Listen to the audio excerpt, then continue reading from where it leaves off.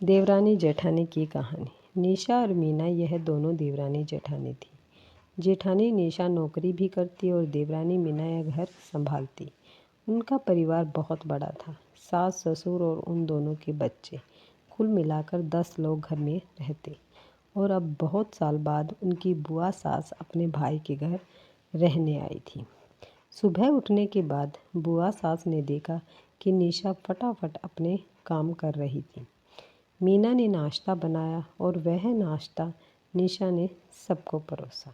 उसके बाद निशा ने अपना टिफ़िन पैक किया और वह काम पर निकल गई। मीना ने वापस दोपहर का खाना तैयार किया और थोड़ा वक्त अपनी सास और बुआ के साथ बैठी रही। बुआ सास से रहा नहीं गया। उन्होंने मीना को पूछा, छोटी बहू, तुम्हारी जेठानी तुम पर कितना हुक्म चलाती है। सुबह से देख रही हूँ रसोई घर में अकेले ही काम करती हो और वह महारानी दिखावा करने के लिए नाश्ता परोस रही थी, जैसे कि उसी ने ही नाश्ता बनाया हो। यह सुनने के बाद मीना ने बुआ सास की तरफ देखा और बोली, बुआ सास जी, ऐसा कुछ नहीं है। निशा दीदी बहुत अच्छी है। बुआ सास बोली, तुम बहुत भोली हो मीना। मुझे सब समझ में आता है। मेरे बाल धूप में सफ़ेद नहीं हुए हैं। मीना से अब नहीं रहा गया। वह बोली, ऐसा नहीं है बुआ जी, आपको निशा दीदी ने सबको नाश्ता परोसा पर आपको यह नहीं दिखा कि दीदी ने मुझे ज़बरदस्ती सबसे पहले नाश्ता करने दिया और चाय भी दी। वह रोज़ मुझे ऐसे सबसे पहले ही नाश्ता दे देती है, नहीं तो सबके लिए नाश्ता करते करते मैं खुद के लिए नाश्ता बनाना भूल जाऊंगी। दीदी मेरी कितनी चिंता करती है। दीदी सुबह जल्दी उठकर मंदिर साफ़ करती है, फूल सजा कर रखती है और मुझे उनके 1 घंटे बाद उठने के लिए कहती है। शाम को आते समय बाज़ार से सब्ज़ी भी लेकर आती है, क्योंकि हमारे मिस्टर रात को देर से आते हैं और मम्मी जी को निशा दीदी ने बाज़ार में जाने को मना किया है, क्योंकि अब उनकी 60 साल से भी ज़्यादा हो गई है उम्र। बाज़ार में जाते समय उनको तकलीफ़ होगी, उनके पैर बहुत दुखेंगे। कभी उनको बाहर घूमने का मन हुआ तो निशा दीदी छुट्टी लेकर उनको घुमाने ले जाती है।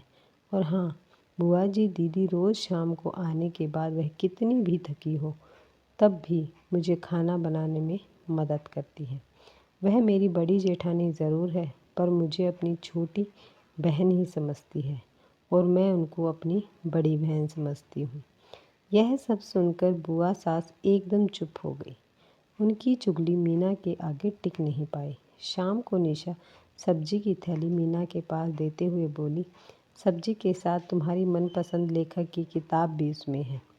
यह सुनकर मीना खुश हो गई। निशा को थैंक यू बोलकर सब्जी की थैली किचन में रखकर वह अपने रूम में चली गई।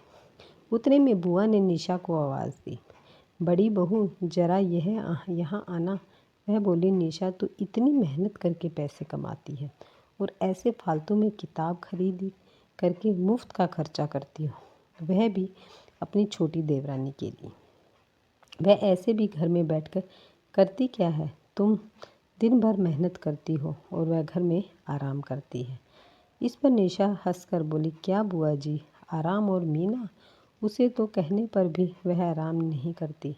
सुबह उठकर बेचारी काम करती रहती है। सबका मनपसंद खाना, मेरे और उसके मिलाकर 4 बच्चों का टिफ़िन सब वही तो करती है और तब भी उसके चेहरे पर हमेशा आनंद दिखता है। सुबह की चाय पीने के लिए उसके पास वक्त नहीं रहता। दोपहर को जब बच्चे घर आते हैं तो उनका खाना, होमवर्क सब वही देखती है। इसलिए मुझे बच्चों की टेंशन नहीं है और इसलिए ही मैं ऑफिस में मन लगाकर काम कर पाती हूँ। कुछ दिन पहले ही मुझे प्रमोशन मिला है। इसके अलावा मम्मी जी और पापा जी की दवाइयाँ कभी ख़त्म हो गई और कभी लाने की हो तो वही ध्यान में रखती है। घर में कोई मेहमान आए तो उनकी मेहमान नवाजी भी वही करती है। बुआ जी घर और बच्चे संभालना छोटी बात नहीं है।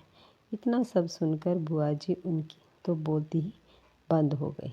मीना कभी कोई शिकायत नहीं करती है, वह सब काम कर लेती है। वह सिर्फ पढ़ना पसंद करती है। फिर मैं मेरी छोटी बहन के लिए इतना नहीं कर सकती? मैं नहीं करूँगी तो कौन करेगा? इतना बोलकर निशा अपने रूम में चली गई। यह सब बोलना निशा की सास पीछे खड़े होकर सुन रही थी। वह बुआ के पास आई और बोली, जीजी यह दोनों देवरानी जेठानी ज़रूर है, लेकिन उनका रिश्ता 2 सगी बहनों से भी ज़्यादा पक्का है।